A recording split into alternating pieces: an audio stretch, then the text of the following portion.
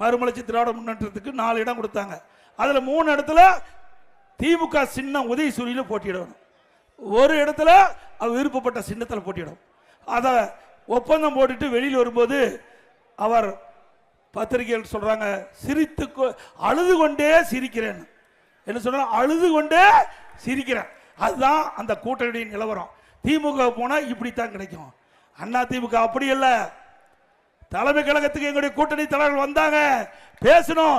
3 மணி நேரத்தில் கூட்டணி முடிவுபட்டு யாராருக்கு எந்த இடம் எவ்வளவு இடம் என்று அறிவிக்கப்பட்டு விட்டது.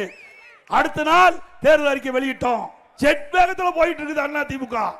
அதுக்கு அடுத்த நாள் முதல் வேட்பாளர் பட்டியல் அண்ணா திமுக தான் அறிவிச்சது. அதுக்கு பிறகு படிப்படியா வேட்பாளர் பட்டியல் அறிவிச்சோம்.